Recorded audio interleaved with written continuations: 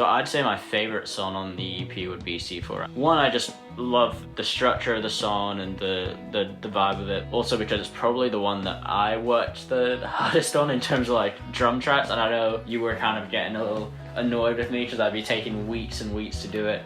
That was a hard one to do because I had to get super into this kind of R&B sort of groove, and I wanted a really vintage kind of drum sound, which is very hard to get on modern equipment. So it ended up being just me kind of MacGyvering this crazy setup with just bundles of tape. I think I had a snare on top of a snare.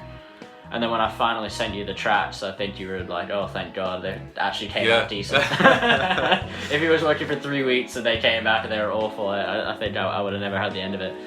Yeah, but it's funny that you mentioned the R&B sound, because that's what I was going for as well. Right, yeah. And we never really spoke about it. No, funnily enough, we didn't speak about it until we had a final mix, I think. Yeah, but there was so much confusion with those drums because I was like, dude, I think I sent you it in the wrong BPM. Yes, you did. You originally sent me in the wrong BPM, and I originally played it double time.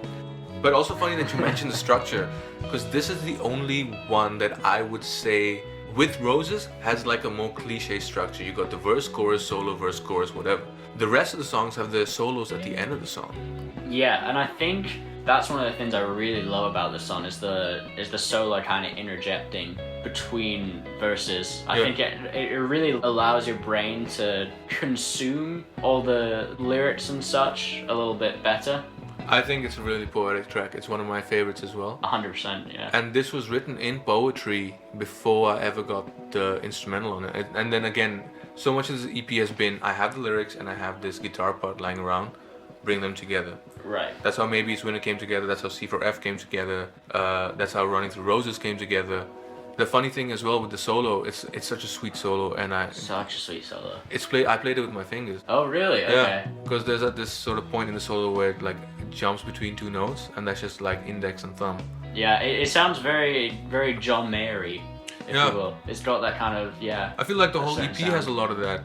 Definitely, stuff. Definitely, which is I would say is a very big influence on both of us. Yeah, definitely. And what I hate about influences is that people ask me that question a lot. Yeah, like, same. Oh, dude, but what's your? And I'm like, dude, shut the fuck up. You know, the fact that something may not reach me is influence enough. The fact that something may reach me and I hate it is influence enough. And the fact that something may reach me and I love it is influence enough. Because I am subject to change, whether I like it or not. I don't choose what pushes and pulls me. Yeah. Right.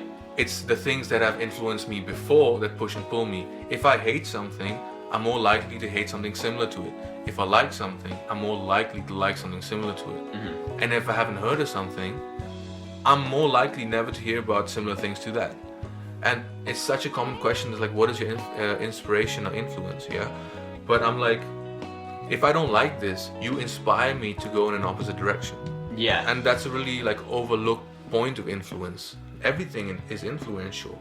Yeah, you know? It really is. And I think people get really caught up on, they think influences are very static. It's a very kind of stationary thing.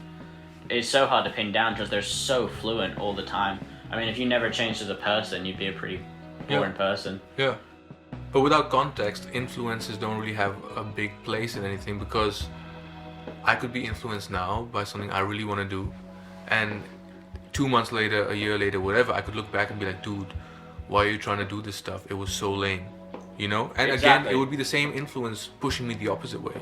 Right, no, exactly. Which is kind of goes with the thing of influences. Even if you're influenced by one thing in a certain way, it can influence you in a completely opposite way the next year. Yeah, yeah, and that's one of the things with this EP. I feel like the influences weren't present. Never did I ever think, I want to sound like that, or I want to... Yeah. I felt like this is where you fit. This is where you belong, in the mix, in the lyrics, in the structure of things. And I feel like that also opened up the whole structure thing about having so many solos at the end. Yes. Because that was I don't know if you said, dude, where'd you get that inspiration from? Who you've been listening to that has all these solos at the end of the song? I can't tell you. Yeah. It fit. I did it. What do you want from me?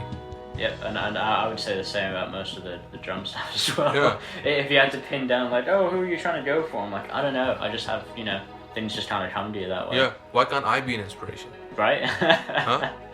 I inspire myself. Inspire yourself. If you want to know what inspires me, I do. Yeah, there you go.